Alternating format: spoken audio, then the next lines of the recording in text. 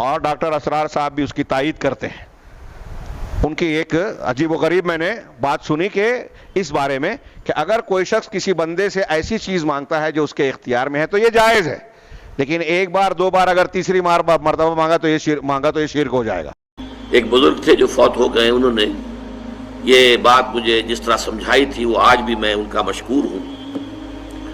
کہ دنیا میں عام قاعدے قانون کے تحت بھی کسی سے کچھ کہنا کہ بھائی میرا یہ کام آپ کر دیجئے، آپ کر سکتے ہیں، ایک دفعہ کہنا جائز ہے، دوسری مرتبہ یاد دلا دینا کہ شاید بھول گئے وہ بھی جائز ہے، تیسری مرتبہ کہنا شرک ہو جائے گا۔ اور اس میں الہا و زاری کرنا اور خوشامدیں کرنا اور گڑ گڑانا یہ تو شرک ہے۔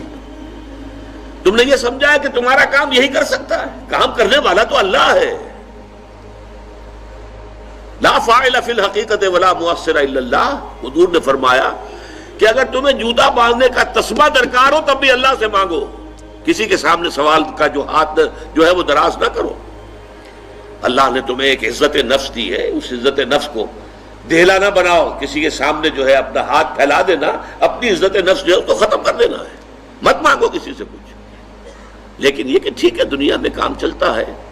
حضور کا شکی شان تو یہ تھی کہ اگر آپ سواری پر ہوتے تھے اور آپ کی چھڑی گر گئی تو سواری کو بٹھا کے اس سے اتر کر چھڑی خود اٹھاتے تھے، آپ کسی اپنے ساتھی سے یہ نہیں کہتے تھے کہ میری چھڑی پکڑا دو مجھے۔ آپ کی تو غیرت کا عالم جو ہے وہ بہت بلند تھا، بہت بلند تھا، بہت بلند تھا۔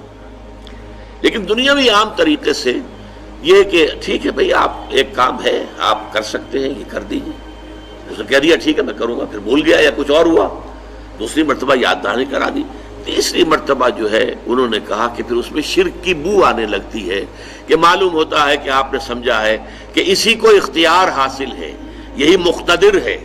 اسی کو آپ کا کام کرنے کا جو ہے وہ پوری قوت اور قدرت حاصل ہے، اور یہ چیز جو ہے یہ شرک کی بو اس میں سے آنی شروع ہو جاتی ہے۔ لیکن یہ ہے معاملہ سارا جو اسباب عادیہ کے تحت،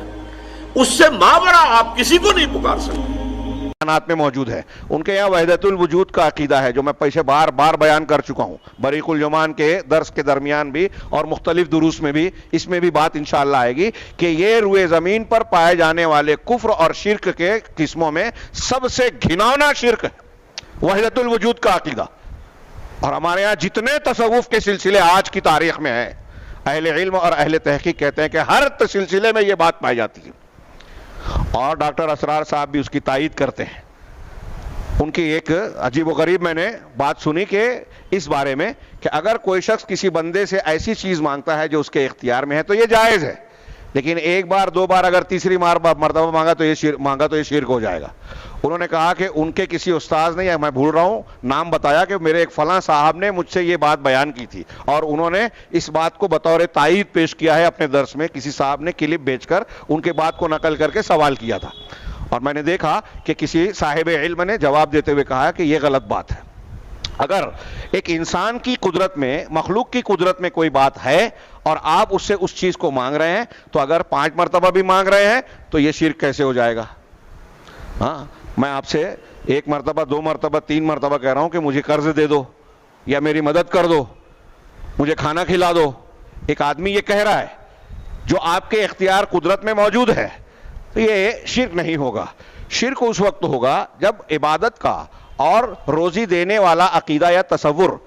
اس کے ذہن میں آ جائے کہ یہ روزی دینے والا ہے، یہ نہیں دے گا تو میں بھوکا مر جاؤں گا، اس قسم کی اعتقادی چیزیں اگر آ جائے تب ہم کہہ سکتے ہیں، ورنہ محض مانگنا ایسی چیز جو آپ بندے کے اختیار میں ہے، یہ 1 مرتبہ سے 3 مرتبہ ہو جائے تو شرک ہو جائے گا، کس بنیاد پر، کس دلیل پر، یہ واضح نہیں کیا، تو یہ ایک جہالت کی بات ہے جو ایک بڑی شخصیت کی طرف سے آئی۔ بہرحال اللہ تبارک و تعالیٰ نے فرمایا کہ اصل پکارنا،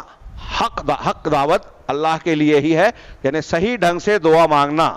دعا مانگنے کا اختیار یا ہم کس سے مانگے یہ صرف اللہ کے لیے ہے، اور اللہ کے علاوہ دنیا میں کائنات میں جسے بھی پکارا جاتا ہے، یہ قرآن کہہ رہا ہے، قرآن سورۃ الرعد کی آیت نمبر 14 ہے، اٹھا کے دیکھ لیجئے، کہ جس کو بھی پکارا جائے، اب وہ پیغمبر ہوں، اولیاء و صالحین ہوں، شیخ عبد القادر جیلانی ہو، فلاں ہو، کسی کو بھی پکارا جائے، اللہ کہہ رہا ہے رب کی بات مانے گا یا لوگوں کی؟ اللہ کہہ رہا ہے کہ لا یستجیبون لہم بشیء، وہ کسی بھی بات کا کچھ بھی جواب نہیں دیں گے، کوئی دعا قبول نہیں کر سکتا۔ ابو رضوان محمدی حافظ اللہ۔